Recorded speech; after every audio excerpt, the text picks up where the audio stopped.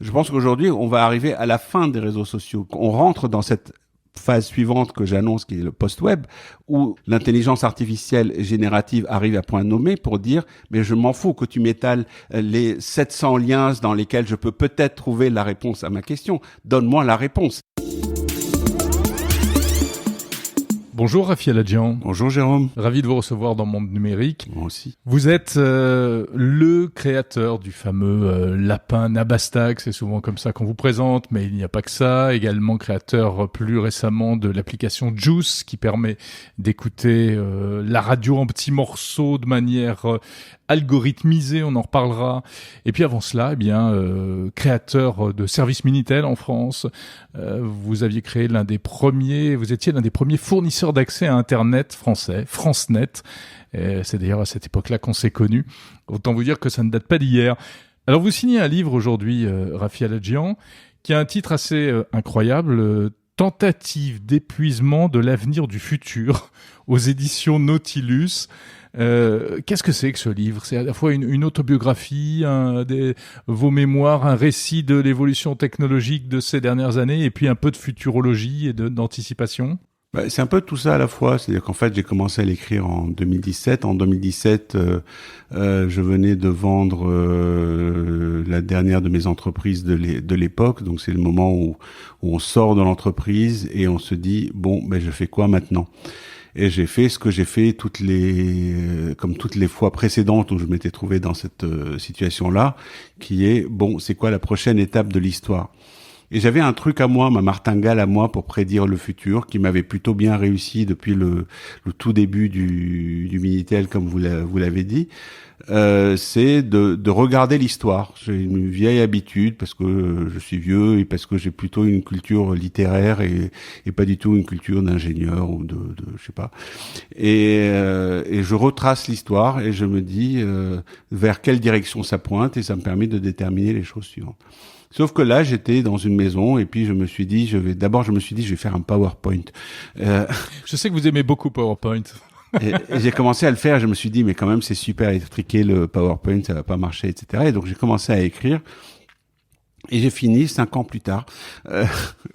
Et entre-temps, le truc est devenu un objet un peu monstrueux qui fait... c'est une somme, il y a combien de pages 450 pages. Mais qui est plusieurs choses à la fois. La première chose, c'est quand même de retracer l'histoire des technologies du savoir depuis pas le début, mais depuis quelqu'un qui m'a toujours fasciné, qui est Jérôme de Stridon, peut-être qu'on en reparlera. Et de voir comment les choses ont évolué et qu'est-ce que ça nous dit de ce qui pourrait venir après. Parce qu'il y a quelque chose que j'ai appris en classe de CM1 à l'école, c'est que quand on regarde un point dans l'espace, on peut tracer une infinité de droites, et quand on prend 2 points dans l'espace, on peut tracer qu'une seule droite. Et une des erreurs qu'on met souvent quand on essaye de prédire le futur, c'est qu'on regarde intensément ce qui se passe aujourd'hui, et on se dit, le futur commence aujourd'hui, donc c'est forcément une espèce de projection, une évolution de ce qu'on est en train de regarder aujourd'hui. Donc on fait un peu une fixette, une espèce d'obsession, on a l'impression qu'on est arrivé à la fin de l'histoire et que les trucs qu'on a aujourd'hui, les habitudes qu'on a aujourd'hui, les acteurs qu'on a aujourd'hui sont vraiment les maîtres du monde définitifs de l'histoire, etc. Et donc, généralement, on se gourre. Et oui, parce qu'en fait, c'est après qu'il y a des surprises. Parce qu'il y a des surprises, parce que et je donne quelques exemples dans le livre de grands moments où on s'est trompé. Je veux dire, au début de l'Internet, on pensait que l'Internet, ça allait pas marcher parce que Microsoft était le maître du monde, parce que l'ordinateur était le truc que tout le monde avait, et Microsoft avait dit, je vais mettre un truc sur tous les ordinateurs et ça va s'appeler le Microsoft Network et ça va être un truc propriétaire de Microsoft, et tout le monde y croyait parce que c'était Microsoft, parce que c'était...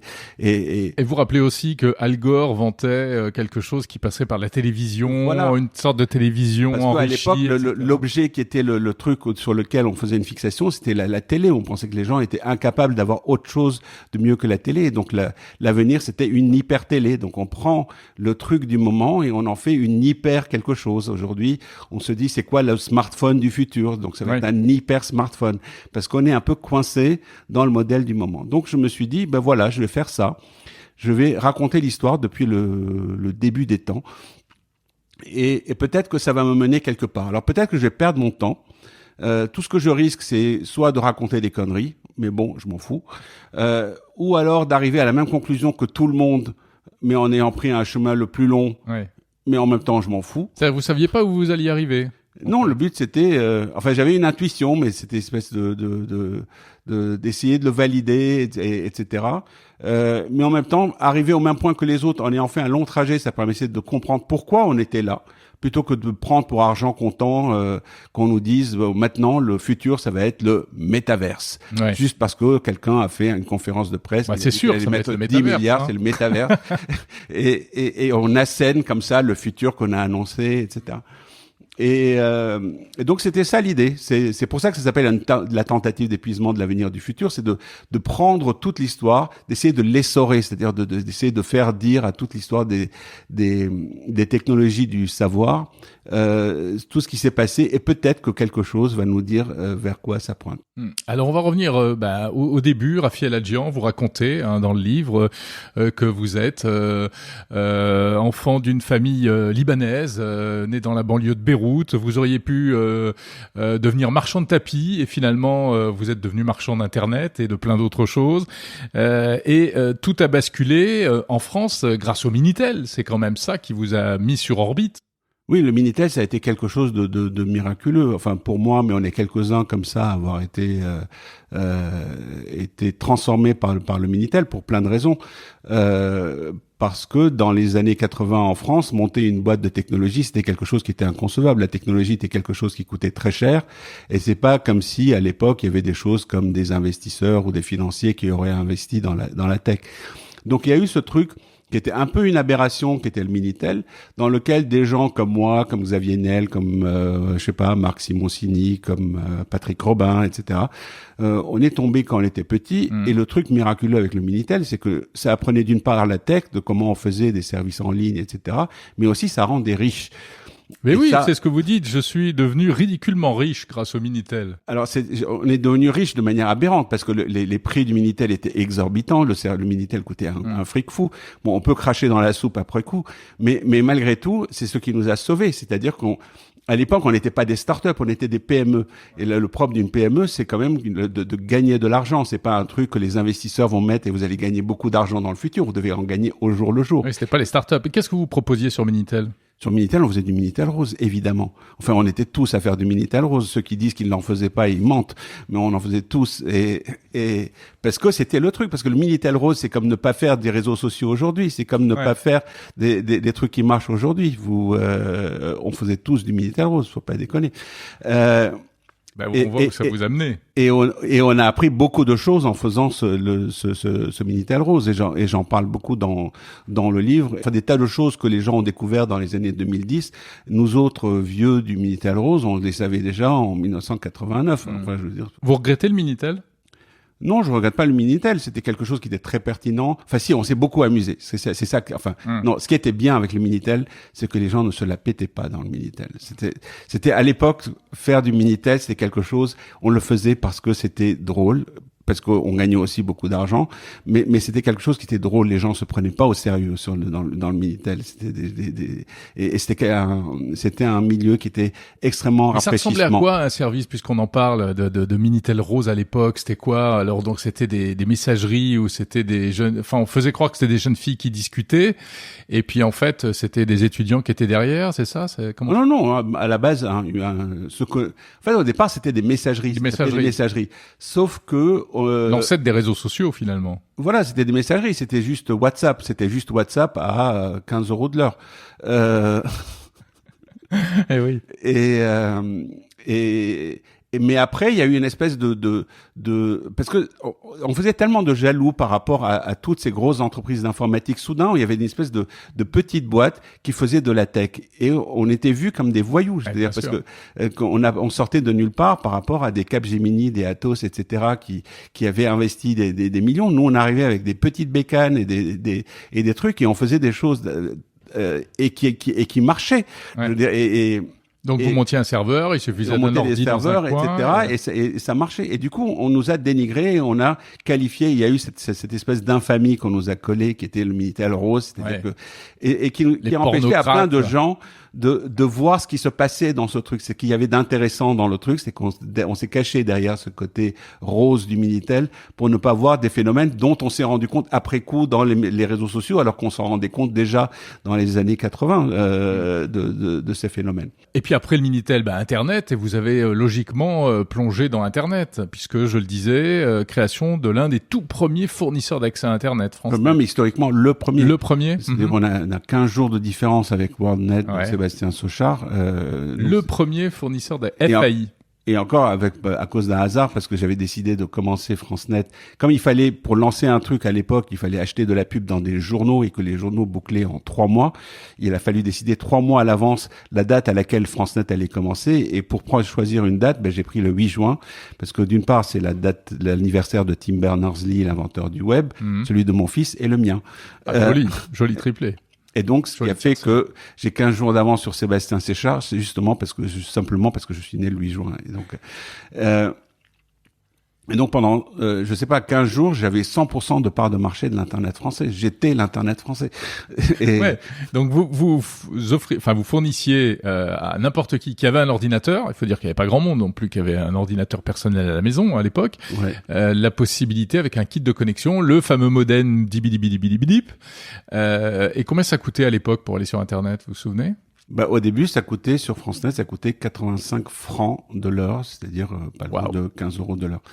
Parce que l'idée, c'était... C'est presque le prix du Minitel. L'idée de départ, c'était, on est au pays du Minitel, les gens payent 15 € de l'heure pour se connecter sur Minitel. L'Internet, c'est 1000 fois mieux que le Minitel parce que c'est en couleur, c'est mondial, c'est plein de trucs, etc. Encore que c'était pas plein de trucs, c'était pourri l'Internet à l'époque, on peut le dire maintenant. Oui, les pages étaient moches. Les pages étaient moches, il y avait rien d'intéressant, c'était que des trucs universitaires, c'était tout en anglais. Ouais, mais c'était fascinant, c'était incroyable. Et c'était lent et voilà. Mais c'était le prix du Minitel et il y avait des millions de gens qui payaient pour aller sur Minitel, il n'y avait pas de raison qu'ils payent pas autant pour aller sur Internet. Après très vite, c'est devenu 15 € de l'heure du mois. Du mois. Ben oui, bien sûr. Donc là, on ouvre les vannes et puis on rentre dans un autre monde, etc. Alors, on va peut-être pas refaire l'histoire. Toutes les étapes, même si on se lasse pas de se raconter ça. Mais je veux arriver vite fait à Nabastag en 2005. Nabastag, le petit lapin communicant. Et on va dire que c'est l'ancêtre des assistants vocaux et communicants qu'on a aujourd'hui à la maison. Oui, c'était ça l'idée. En 2003, quand avec Olivier, on a pensé à ce qui n'était pas encore Nabastag, c'était de se dire le moment est venu d'interagir avec autre chose qu'un ordinateur, c'est-à-dire une machine avec un écran. Il n'y avait pas encore de smartphone par ailleurs. Et que pour interagir avec l'information, peut-être on aurait quelque chose qui pourrait communiquer de manière ambiante dans la pièce. Donc il parlait, il allumait des petites lumières de couleur. Il bougeait les oreilles, ce qui pouvait avoir un sens. Et puis il avait un détecteur de puces RFID, c'est-à-dire qu'on pouvait lui faire renifler, par exemple, des livres pour enfants, il les lisait. On pouvait brandir ses clés devant son nez, il savait que vous étiez rentré à la maison. Enfin des trucs pour lire ça. Et on pouvait lui parler aussi, parce qu'il avait un micro dans son nombril, et donc on pouvait lui dire donne-moi la météo, quelle est la bourse. Oui, il y avait de la reconnaissance vocale. Voilà. Il connaissait un certain nombre de mots, de mots-clés. Etc. Voilà, donc c'était un peu triché parce que la technologie de reconnaissance vocale à l'époque était très sommaire, donc on reconnaissait des mots et pas des phrases. Oui. Donc on pouvait lui dire donne-moi la météo s'il te plaît, mais en fait dans toute la phrase il reconnaissait que météo et tout le reste on lui disait donne-moi du chocolat et de la météo s'il te plaît. Il donnait de la météo parce que tout le reste il ne le comprenait pas. Et oui. Bien sûr. Bon, alors il y a eu plusieurs versions, etc., etc.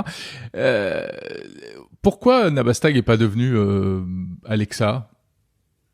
Ou pourquoi est-ce qu'on n'est pas devenu, un acteur important de ces outils-là aujourd'hui? Parce que après Nabastag a été repris par SoftBank et SoftBank a trouvé que c'était pas assez excitant de faire des lapins. Ils ont préféré faire des grands robots comme Nao et l'autre qui est plus moche. Pepper. Et Pepper. Et donc ils plus ont moche, arrêté je vous laisse Nabastag. le jugement, Raphaël Adjian. Non, j'assume. Et non, Nao c'était bien. Nao c'était bien. Groupe japonais. Ouais. Qui avait racheté la société Violet, c'est ça? C'est ça. Qui fabriquait Nabastag. Ok. Bon, alors quel regard vous jetez sur tout ça, puisqu'on l'a dit, votre livre c'est un récit, c'est un témoignage, mais c'est aussi des réflexions, et notamment des réflexions sur l'innovation. Et on sent que alors vous avez deux personnages de mentors, si on peut dire. Vous l'avez dit, Jérôme Stridon, de Stridon, c'est ça? Voilà. Saint Jérôme, et un autre saint, ou en tout cas un Steve Jobs. Voilà, et l'autre c'est un dieu. Non, il y a trois héros en fait dans cette histoire. Il y a vous aussi. Il y a Saint Jérôme de Stridon, il y a moi et puis Steve Jobs. Oui. Saint Jérôme de Stridon parce que c'est quelqu'un qui m'a beaucoup fasciné. Et c'était qui Saint Jérôme de Stridon? Parce que Saint Jérôme de Stridon, d'abord c'est un des pères de l'Église chrétienne. C'est un des 4 pères de l'Église chrétienne. C'est lui qui a traduit la Bible en latin au début. Mais tout ça on s'en fout. Il n'y a pas de rapport direct avec avec mon intérêt pour Saint Jérôme, mais on raconte que Saint Jérôme, il connaissait par cœur tous les livres de son époque. Alors je ne sais pas si c'est vrai, mais il avait l'omniscience. Mais c'est comme si il avait avalé Google. C'est imaginez que vous avez tout l'internet dans votre tête. Et donc, qu'est-ce que ça voudrait dire? En fait, ça fait de vous une espèce d'idéal à atteindre, c'est-à-dire que vous accédez à toute l'information sans avoir besoin d'un appareil extérieur, sans qu'il y ait de connexion, de trajet, de réseau, d'interface, de technologie, de navigation. Vous avez tout dans votre tête. Quand vous avez besoin de quelque chose, donc là, vous avez une incarnation de l'homme idéal. Donc, mon histoire, elle part de Saint Jérôme de Stridon. Donc, au début, il y avait Saint Jérôme de Stridon, le type qui savait tout dans sa tête, qui pouvait vivre en mode avion parce qu'il avait tout le cloud dans la tête. Et ensuite, ça s'est dégradé. C'est-à-dire que comme on pouvait pas tout stocker dans sa tête, on s'est dit, on va stocker l'information à l'extérieur. Donc, on l'a mis sur des parchemins, on l'a mis sur des omoplates de chameaux, des sourates du Coran qui sont écrites sur des omoplates de chameaux, des pierres, etc. Et là, c'est posé le problème de l'accès à l'information. Il y a de comment j'accède à l'information, quelle information, la production de l'information, comment elle est personnalisée pour moi, pour mes besoins, etc. Et progressivement, d'abord, on les a mis dans des bibliothèques lointaines. Après, on a fait des livres, des presses, etc. Donc, à partir de Saint Jérôme, se crée toute cette histoire ou tous les critères qui font que de la technologie du savoir, qui sont un mode d'accès, une exhaustivité de l'information, la personnalisation de l'information, la réactualisation de l'information, tout ça. Et ce qui nous mène d'ailleurs à mes projections. Steve Jobs, il était indispensable parce que il est l'incarnation d'une idée contre laquelle je m'inscris en faux, qui est celle du créateur roi. C'est qu'on a toujours cette idée de l'innovation de rupture, c'est-à-dire d'espèce de génie qui, en dehors de toute attente, invente un truc et change le monde comme si c'était une météorite qui tombait du ciel pour tuer tous les dinosaures, enfin alors que il y avait rien qui présageait tout ça. Et c'était d'ailleurs dans mon livre, dans toutes les étapes, c'est toujours Steve Jobs qui invente les trucs. C'est Steve Jobs qui invente l'imprimerie, Steve Jobs qui invente la prise multiple, Steve Jobs qui invente le Nabastag, Steve Jobs qui invente 3615 là. Ouais, quand on lit ce livre, il faut connaître le Rafi Aladjian quand même, hein. C'est-à-dire que il faut savoir qu'il y a toujours une note d'ironie, de second degré, de dérision, etc., etc. Et il faut arriver à lire derrière tout ça. Et donc Steve Jobs a inventé l'imprimerie et ensuite. Et puis bon, il y a ce problème de l'innovation, enfin du terme innovation, innovant, etc. qu'on met à toutes les sauces aujourd'hui. Et ce que je voulais, c'est faire un peu un rappel il n'y a pas vraiment de théorie de l'innovation. Il y en a une qui est celle de Christensen qui dit il y a des innovations de rupture et puis des innovations incrémentales. Je trouve que c'est un peu court. Et donc j'en propose une en 6 couches. En télécom, on parle en couches. Il y a la couche transport, il y a la couche d'applicative, etc. Et je pense que l'innovation, ça marche de la même manière. C'est qu'au début, il y a quelque chose qui est le terreau sur lequel une innovation peut naître. C'est-à-dire une espèce d'attente du public, mais qui est nourrie par l'innovation précédente. C'est que quand vous mettez de l'ADSL chez les gens, ils créent une addiction à l'Internet parce qu'ils ont de l'Internet fluide, abondant chez soi, et donc ils commencent à s'en servir. Et donc ils en ont besoin. Et quand ils passent la porte de chez eux, il y a rien.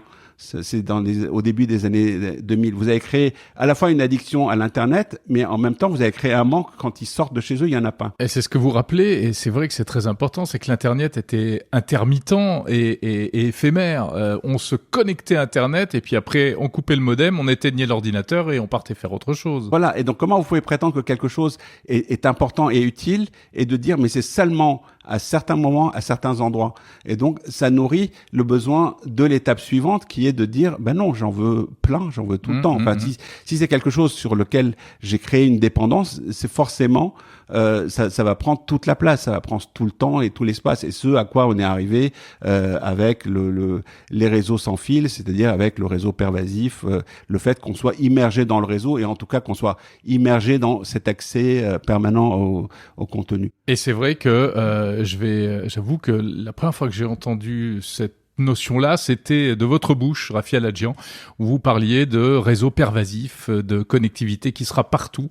Et je me souviens qu'on avait fait une interview il y a je sais pas combien d'années, où on comprenait pas forcément toutes ces notions-là, et vous aviez vu ce truc d'ultra connectivité permanente, en fait. De connectivité par défaut, c'est-à-dire qu'on considère que par défaut il y a du réseau et que c'est le fait c'est quand il n'y en a pas que c'est anormal. Quand il n'y en a pas que ça devient anormal, c'est que ça devient un espèce de manque ou un truc. Et donc ça c'est ce que j'appelle la couche zéro, c'est ce moment où se créent les addictions, où cette espèce de dépendance à la technologie et qui crée le besoin d'une évolution de la technologie. Après il y a la technologie proprement dite. Ce qui est la couche 1, c'est-à-dire le fait qu'on invente des puces, des écrans, le Wi-Fi, etc. Et on a toujours tendance à considérer que c'est l'invention d'une technologie qui rend l'innovation possible, mais non, les technologies, d'abord, elles naissent un peu par hasard, toutes ne réussissent pas, et souvent, pour qu'il y ait une innovation, il faut que plusieurs technologies se mettent ensemble pour que cette innovation soit possible. Après, il y a la couche 2, qui est ma couche à moi, donc c'est pour ça que j'en parle. Ouais. C'est celle où on a cette intuition, où on prend les technologies qui sont disponibles et qui sont un peu brinque-ballantes, pas encore matures, etc. On se dit, peut-être que en prenant le Wi-Fi, ce RFID qu'on fait pour les palettes, ces machins, en les mettant ensemble et en faisant un lapin, on peut faire quelque chose. Mais c'est le moment où on bundle, enfin on crée une espèce de solution en scotchant les trucs ensemble. On en a eu un très joli cette semaine qui est celui de Humane par exemple, qui est typique je voulais vous entendre là-dessus, qui est typique d'une couche 2, c'est-à-dire quelque chose où on sent qu'ils se sont posés plein de problèmes et ils se sont dit et si on mettait un projecteur de Pico et puis un truc alors Human, on va rappeler en 2 mots ce que c'est. Donc c'est Human, c'est une start-up américaine qui a lancé ce produit qui s'appelle le AI Pin, qui est présenté comme le futur du smartphone, mais qui n'est pas du tout un smartphone puisqu'il n'y a pas d'écran. C'est une sorte de gros pins, gros broche qu'on peut accrocher à ses vêtements et avec lequel on peut interagir vocalement, de manière gestuelle, etc. C'est génial pour vous, ça? Je trouve que c'est génial dans l'intention. C'est-à-dire ce truc de qu'est-ce qui vient après le smartphone, parce que après tout c'est ce que je raconte dans mon livre, qui est que il y a fatalement un après smartphone. Après quelle forme ça prend, qui va gagner, etc. Je pense que c'est pas humain, mais c'est bien. Enfin, je veux dire, ça va fait avancer le bouchon. Ça fait avancer le bouchon, et c'est comme ça que ça marche. Je veux dire, les couches, ce que j'appelle les innovations de C2, c'est des gens qui essayent des trucs en prenant les technologies, en se disant c'est ça le problème, et qui essayent des trucs. Avant qu'il y ait le smartphone, on a eu tous les PDA. Je veux dire, avant le smartphone, on avait tous des Palm Pilot, des Clié, des trucs qui téléphonaient, qui avaient des applications, qui faisaient pratiquement tout ce qu'on avait sur un iPhone. Je veux dire, et c'est là que... Mais avec un stylet et pas très agréable à utiliser quand même. Et après arrive l'innovation de C3, qui est l'innovation Steve Jobs. C'est vous prenez les trucs de la C2 et vous les faites en vachement bien. Mais vachement bien, ça veut dire que vous anesthésiez chez l'utilisateur toute résistance. Vous anesthésiez le truc de dire il est moche, non, il est joli, il est utilisable. Vous enlevez toute envie qu'il se pose quelques questions que ce soit. Alors l'anesthésie va jusqu'au prix, c'est-à-dire que ce que Steve Jobs a réussi vachement bien avec avec l'iPhone, c'était pas seulement l'iPhone, c'était le fait d'avoir introduit le forfait data, parce qu'avant on n'avait pas le forfait data.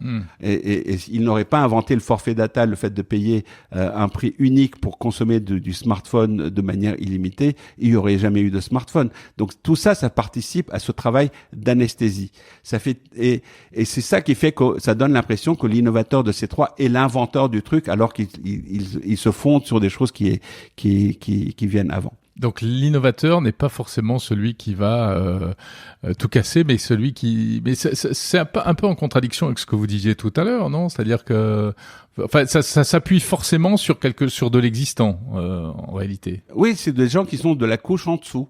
Ouais. Et qui ont fait un certain travail, de la même manière que les gens de la couche 2 ne pouvaient pas faire des trucs tant qu'il n'y a pas les technologies, la partie vraiment technique des choses pour faire exister ce qu'ils font. Les gens de la C3 construisent les choses à partir d'usages qui ont été un peu défrichés ou détectés par des gens de la couche en dessous, qui est la couche C2. Et comment vous appelez, on va dire, le côté obscur de la force, c'est-à-dire les dérives de tous ces outils dans les usages, alors que ce soit au niveau des réseaux sociaux aujourd'hui, de l'intelligence artificielle au profit de la désinformation, etc.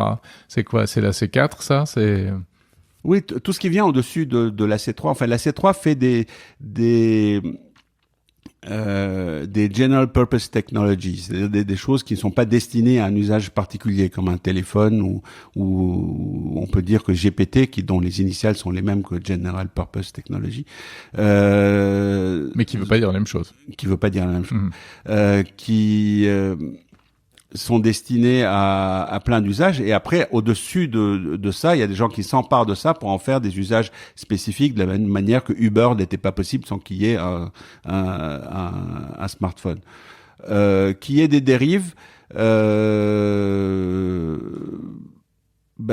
ça fait partie du jeu. Ça fait partie du jeu. Ouais. Mais ça se paye cher, hein. Ouais, ça se paye cher, mais de la même manière que, je veux dire, la construction des villes, après que, au moment où les gens se sont concentrés dans les villes en quittant leur campagne, ça a créé des tas de problèmes qui étaient la pollution, les maladies, etc. Enfin, on a découvert des trucs par la concentration, mais ça peut être aussi des maladies de jeunesse. Donc il peut y avoir ensuite encore quelque chose qui sauve. C'est que je pense aujourd'hui, qu'aujourd'hui on va arriver à la fin des réseaux sociaux. Par contre, et que c'est une période transitoire. La période actuelle qui est née à peu près au début des années 2010, c'est une espèce de période d'opulence où le but du jeu, où les grands gagnants étaient ceux qui montraient, qui faisaient étalage de choses. Leur rôle était avant tout de concentrer l'information. Comme on a eu de plus en plus d'informations, la valeur ajoutée, elle était dans le fait de concentrer les choses en un seul endroit. Parce que avant, on allait ici ou là pour trouver l'information dont on avait besoin. Et de plus en plus, à partir de 2010, on avait besoin d'un Google sur lequel je vais et à partir duquel j'accède à la liste complète de toutes les réponses à la question à laquelle je me pose. Ou au lieu d'aller sur tous les blogs que je voulais consulter, j'allais sur Google et tout le monde était aligné, ou sur Twitter ou n'importe quoi, c'était des concentrateurs d'attention. Je portais mon attention à un seul endroit et tout le monde défilait sur mon attention. Mais aujourd'hui, il y en a de plus en plus, il y en a tellement que ça devient plus possible. Et donc, on rentre dans cette phase suivante que j'annonce, qui est le post-web, où ce modèle de l'opulence, où il fallait montrer qu'on avait tout, mais c'est aussi valable sur Tinder, c'est aussi valable sur, booking.com, en disant, regarde, voilà, j'ai 3000 restos, 3000 filles, 3000 trucs. Ça devient ingérable. Et c'est là que l'intelligence artificielle générative arrive à point nommé pour dire, mais je m'en fous que tu m'étales les 700 liens dans lesquels je peux peut-être trouver la réponse à ma question. Donne-moi la réponse. C'est-à-dire, donne-moi l'hôtel où je veux aller, présente-moi la fille que je veux rencontrer, dis-moi les 3 trucs que je veux savoir. C'est-à-dire que aujourd'hui, on sait qu'on a toute l'information. On est passé par ce stade un peu nouveau riche où on a besoin de montrer, de faire étalage de toute l'information, etc. On a passé cet âge-là. C'est ce que j'appelle les maladies infantiles de l'information. On est content, une espèce de. Mais au fur et à mesure qu'on devient plus adulte et plus mature dans la consommation de l'information, on s'en fout de savoir qu'il y a tout. On veut juste avoir l'info dont on a besoin parce que on a autre chose à faire que de consulter de l'information. Consulter de l'information n'est pas une activité en soi. Elle vient en complément de la vie, de l'action, des choses qu'on a besoin de faire. Et ce que je présente comme étant le post-web, c'est ça. Oui, alors c'est-à-dire le moment où on arrête de regarder un support pour bouffer de l'information, des fois qu'elle serait utile par la suite dans la vie qu'on mène, mais pour avoir la juste bonne information au moment où on en a besoin. Alors, le post-web, on en a aujourd'hui, on l'a même depuis 10 ans. C'est quoi? Dans un truc que tout le monde connaît et personne l'appelle post-web, c'est le GPS. Enfin, l'expérience réelle du post-web, c'est le GPS. C'est que pendant que vous êtes en train de conduire, votre activité, c'est conduire. C'est pas consulter de l'information. Avant, qu'est-ce qu'on faisait quand on conduisait? Avant de partir, on prenait une carte routière, on la prenait par cœur, on suivait avec le doigt le truc, on disait là, attends, après ça, il faut que je tourne ici. Ou alors, il fallait qu'il y ait quelqu'un d'autre pour lire la carte en même temps, mais qui faisait le boulot du GPS. Et là, le trajet que j'ai à faire, je ne le connais pas. Je sais que je vais aller là. Et juste à la microseconde où j'ai besoin de savoir si je dois tourner à gauche ou à droite, il y a un truc qui me dit tourne à gauche. Et j'ai la juste bonne information au moment même où j'en ai besoin. C'est une information utilitaire. Elle me parle pas 3/4 d'heure. Elle me vend pas une pub en complément du truc. Et ça marche. Elle est fiable. Et elle est fiable. Et je sais pas où je vais tourner après, etc. Donc, à partir on peut imaginer une espèce de GPS de tout. Enfin, donc le post-web, c'est le GPS du web. Ça serait le GPS de l'information. C'est-à-dire qu'au moment où j'en ai besoin, la bonne information me vient directement dans la tête. Donc ce n'est plus le FOMO, c'est le never missing out. Ce n'est plus le fear of missing out, mais je sais que je suis confiant qu'il y a un truc qui, au moment où j'en ai besoin, va me donner la bonne info dont j'ai besoin. Au moment où je rentre en réunion avec quelqu'un, il y a quelque chose qui me dit, le type que tu vas rencontrer, voilà qui c'est, voilà ce qu'il y a à savoir, etc. Il va tout me dire. C'est ça ça pourrait être ça. Le post-web. Alors, évidemment, au tout début, pour faire ça, c'est très compliqué. La réalité augmentée, ça aiderait avec des lunettes ou pas des lunettes, etc. Il faut des dispositifs en hardware, il faut des dispositifs en software, il faut du réseau, etc. Mais c'est ça l'idée du post-web. Mais c'est vrai que là, les premières briques sont posées avec les assistants, ChatGPT, tout le monde qui va vers ce genre d'outils également, Microsoft, Google, etc.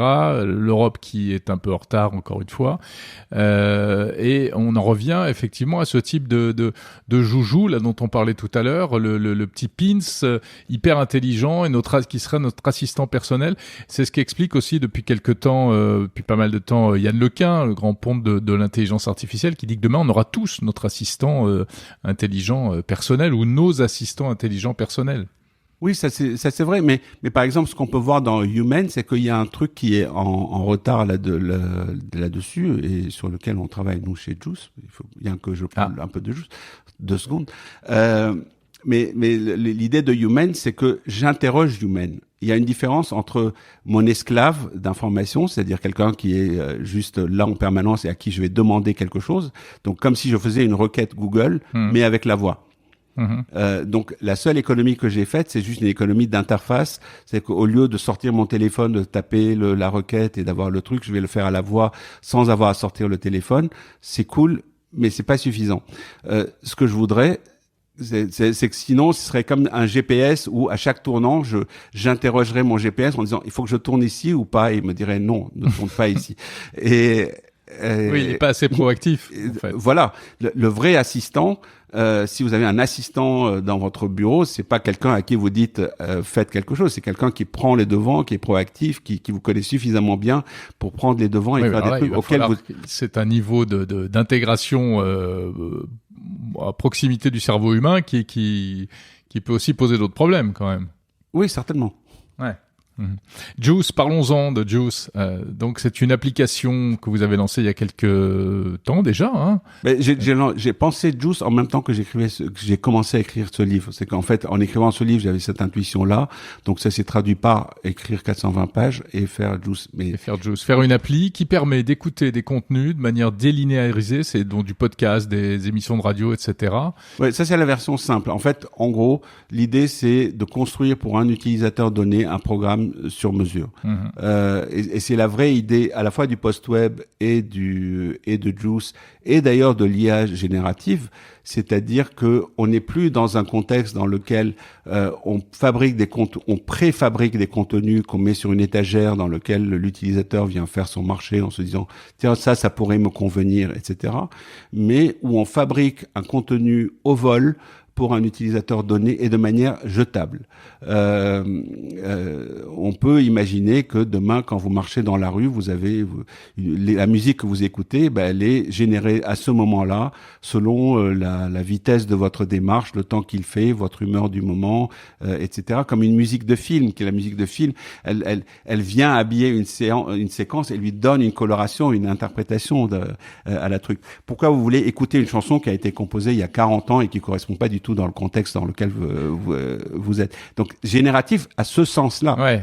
Génératif, ça veut dire quelque chose qui est fait pour vous. C'est qu'on déplace le centre de gravité, non pas du côté du producteur qui est génial et qui va inventer des trucs, qui va les mettre sur une étagère en attendant que quelqu'un va le chercher, mais on va déplacer le centre de gravité vers le consommateur du contenu et pour dire c'est lui qui compte et on va fabriquer le truc qu'il veut ou dont il a besoin ici et maintenant sur mesure. Et Juice, c'est ça. On n'y est pas encore. Donc la contrainte, c'est d'avoir. Alors, pardon de revenir à des choses très très pratico-pratiques, mais donc ça veut dire avoir une oreillette en permanence dans l'oreille pour Juice notamment. Oui. Et avoir toujours ce petit assistant, ce petit Jiminy Cricket, comme vous dites, qui vient nous susurrer des trucs à l'oreille. Voilà, mais bon, on est parti de l'oreillette parce à partir de 2018-19, on s'est dit que l'AirPod était un peu la prothèse la plus étendue dans le monde, c'est-à-dire qu'avant d'attendre que le monde entier ait des lunettes ou un pins ou un truc pour le faire, en tout cas en attendant, quand on regarde dans le métro, une personne sur deux a quelque chose dans les oreilles et donc on pouvait lui souffler des informations dans l'oreille. Et qu'il y avait déjà une base installée pour commencer à faire ça. Après, c'est pas parfait, évidemment, c'est pas parfait parce qu'on n'a pas tout le temps ces oreillettes quand on travaille, quand on est en famille, etc. Mais c'est un bon début. Oui, et puis l'appli qui sait de ce dont on a envie à l'instant T aussi, elle est quand même pas prête de voir le jour. Il faut commencer un jour. C'est sûr. Bon, alors l'avenir, c'est quoi, Rafi Aladjian? Donc c'est peut-être l'oreillette, c'est le métavers ou c'est la réalité virtuelle ou pas? On en parlait au début. En tout cas, c'est pas le métaverse. C'est sûr, c'est plié, c'est non? Non, enfin, je l'explique longuement dans le livre parce que j'ai perdu beaucoup de temps avec le métaverse, etc. Pourquoi c'est pas le métaverse? Parce que justement, enfin, l'intérêt de faire un truc historique, c'est que on montre que les choses ont été suffisamment cohérentes. Le métaverse, c'est une espèce d'aberration totale. C'est pourquoi, à un moment donné, vous allez casser la progression pour dire maintenant on arrête tout ça, on va dans le métaverse. C'est que le métaverse, ça peut être un prolongement, c'est pas. Ouais, mais ça peut être à côté. Mais aujourd'hui le nœud du problème, c'est le smartphone. C'est que si votre truc, c'est pas le remplaçant du smartphone, vous avez peut-être un marché, vous avez peut-être un truc qui marche, peut-être que vous êtes l'avenir des jeux vidéo, vous êtes l'avenir de, je sais pas, d'un certain nombre d'applications, qui est pas d'application pour le métaverse. Je ne dis pas, enfin, je veux dire, il y a probablement des trucs cool à faire avec le métaverse. Mais si c'est pas le next big thing, on s'en fout. Le next big thing, on a pensé que c'était les lunettes. Échec des Google Glass. Aujourd'hui, on voit donc cette tentative de petits pins à mettre sur le revers de sa veste. L'oreillette, c'est pas facile. Hein. Après, peut-être qu'il faut attendre encore un peu. Non, en fait, le fait qu'on n'y est pas, ça veut pas dire que ce n'est pas la direction à suivre. En tout cas, c'est ça la direction à suivre, et que entre-temps, on va pas se contenter d'un métaverse et d'un gros casque qu'on se met sur la tête et enfin tout dans le métaverse est aberrant par rapport à à l'histoire. C'est que tout Pourtant, Apple, qui est la filiation de votre, j'allais dire idole, c'est un peu réducteur, mais de Steve Jobs, ne parle pas de métaverse. Hein. C'est un gros mot chez Apple, mais en revanche, ça y est, ils sont partis pour proposer leur casque de réalité immersive, etc., le Vision Pro. Non, mais qui est un usage pour, c'est-à-dire qu'au lieu d'avoir une télé 8K, 12K, peu importe chez vous, que vous ayez un casque, ouais, nice. Enfin, je veux dire, vous allez regarder des films avec un casque, ça va être super comme expérience, mais ça va pas changer la vie. Aujourd'hui, le smartphone, l'idée, c'est de savoir quel est le truc qui va compléter votre vie H24. Et c'est certainement pas le Vision Pro. En tout cas dans sa forme actuelle et ni même dans la façon dont il le présente. Le Vision Pro, c'est une espèce de super écran. D'ailleurs, tous les usages qu'ils ont montrés dans le jour de l'annonce, c'était une espèce d'écran immense que j'ai sur la tête. C'est comme si j'avais une géode que je mettais sur la tête et puis j'avais des images qui étaient formidables pendant 1h30. Oui, ça peut être mais c'est un truc. Ouais, cool. Enfin, je ne dis pas que les choses sont pas cool, mais sinon, on s'y voit pas on n'y voit pas y passer sa vie, quoi. Mais enfin, on voyait pas passer sa vie sur Internet quand Internet est arrivé. Hein. Et alors qu'aujourd'hui, même quand on regarde un film à la télé, on est connecté et on scrolle en même temps. Ouais, en tout cas, tant qu'on peut pas sortir avec quelque chose et qu'il n'a pas au moins 16 heures de batterie.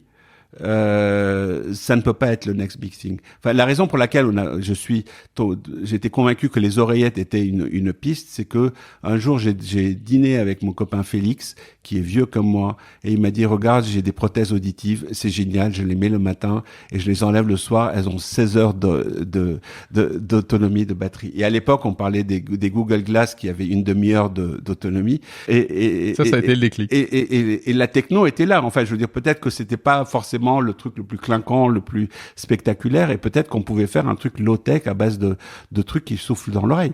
Bon, il n'y a plus qu'à. Il faut continuer le chemin. Merci beaucoup, Raphaël Adjian. Merci, Jérôme. Et je rappelle votre livre « Tentative d'épuisement de l'avenir du futur » aux éditions Nautilus. Voilà, merci beaucoup d'avoir été dans Monde Numérique.